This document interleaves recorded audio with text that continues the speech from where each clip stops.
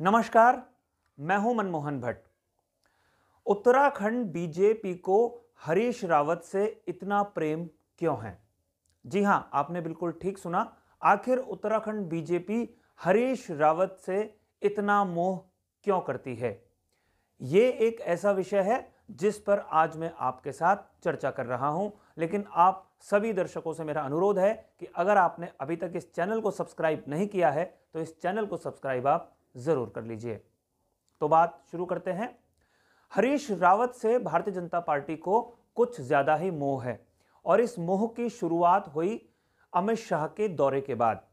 अमित शाह जब उत्तराखंड आए, उन्होंने एक चुनावी जनसभा को संबोधित किया और उनका पूरा का पूरा भाषण हरीश रावत के इर्द गिर्द ही था। हरीश रावत को कांग्रेस ने मुख्यमंत्री पद का उम्मीदवार घोषित नहीं किया है औपचारिक रूप से, लेकिन भारतीय जनता पार्टी की पूरी रणनीति हरीश रावत को घेरने की है। हरीश रावत को घेरने के लिए अमित शाह के बाद पुष्कर सिंह धामी, जो वर्तमान मुख्यमंत्री हैं, वो भी आगे आए। उसके बाद सुबोध उनियाल, जो उत्तराखंड सरकार के प्रवक्ता हैं, कैबिनेट मंत्री हैं, भारतीय जनता पार्टी के प्रभावशाली नेता हैं, पहले कांग्रेस में हुआ करते थे, उन्होंने भी हरीश रावत को घेरने की लगातार कोशिश की। हरक सिंह रावत तो हरीश रावत के साथ लगातार उलझते रहे। हालांकि पिछले एक महीने से हरक सिंह रावत थोड़े से शांत पड़े हुए हैं, लेकिन इस मामले में हरक सिंह रावत के भी थोड़े से सुर बदले हुए हैं कि हरीश रावत को आखिर क्यों भारतीय जनता पार्टी निशाना बना रही है। अगर हम कुछ बयानों को सुने या समझें तो तस्वीर बिल्कुल स्पष्ट होती है कि भारतीय जनता पार्टी के निशाने पर हरीश रावत ही हैं। अमित शाह तो बोलकर गए थे, उसके बाद सुबोध उनियाल एक प्रेस कॉन्फ्रेंस में हरीश रावत पर जब हमला कर रहे थे तो उनसे एक पत्रकार ने पूछा कि हरीश रावत को आखिर बीजेपी टारगेट क्यों करती है, जबकि हरीश रावत खुद मुख्यमंत्री पद के उम्मीदवार नहीं है कांग्रेस की तरफ से।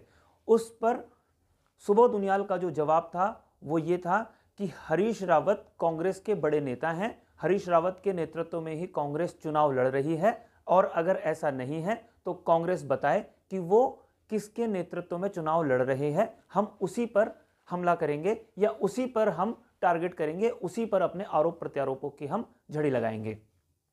एक और बयान आया प्रीतम सिंह का।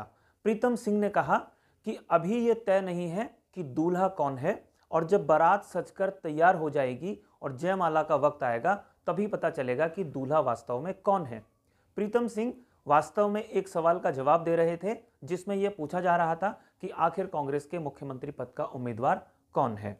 एक और बयान आया है हरक सिंह रावत का। हरक सिंह रावत ने कहा है कि हरीश रावत को टारगेट करना ठीक नहीं है। अगर उनसे सलाह ली जाती या उनको अगर कमान सौंपी जाती तो वो कभी भी हरीश रावत से तुलना नहीं करते या हरीश रावत पर आक्षेप नहीं करते, क्योंकि जितना ज्यादा प्रतिद्वंदी की चर्चा करते हैं उतना ज्यादा प्रतिद्वंदी मजबूत होता जाता है। ये बात हरक सिंह ने एक प्रेस को संबोधित करते हुए कही। तो ये बात बिल्कुल स्पष्ट होती जा रही है कि कांग्रेस पार्टी में हरीश रावत के नाम पर एकजुटता नहीं है और दूसरी तरफ भारतीय जनता पार्टी ये मानती है कि उनका सबसे बड़ा दुश्मन कांग्रेस खेमे में हरीश रावत ही है, इसलिए हरीश रावत को ही टारगेट किया जाना चाहिए। अब कुछ ऐसे सवाल उठते हैं जिससे कुछ शंकाएं पैदा होती हैं।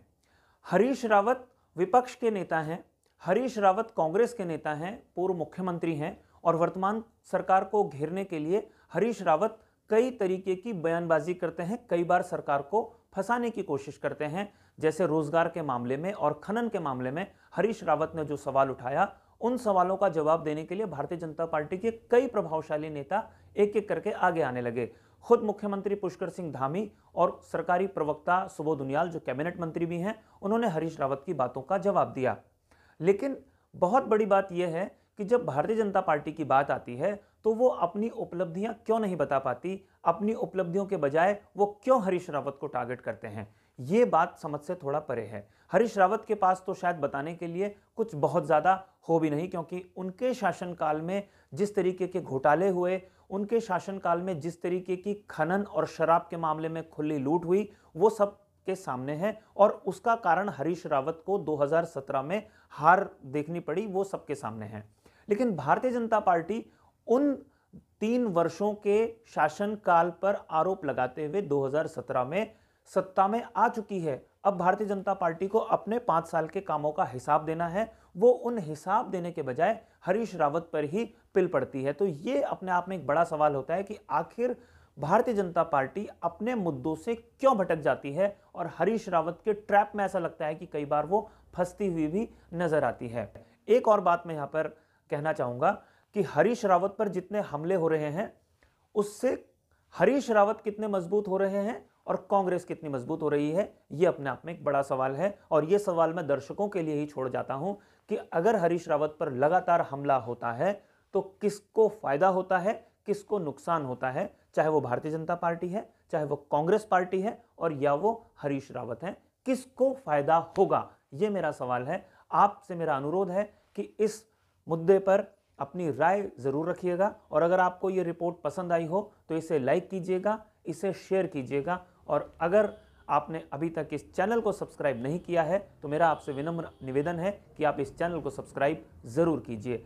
आने वाले दिनों में भी उत्तराखंड की राजनीति से जुड़े कई अहम मसलों पर हम आपके सामने कई तथ्यों के साथ रिपोर्ट प्रस्तुत करते रहेंगे, समय समय पर लाइव भी करेंगे और समय समय पर कुछ और लोगों के साथ चर्चा भी करेंगे। अगली रिपोर्ट में आपसे एक बार फिर मुलाकात होगी, तब तक के लिए नमस्कार।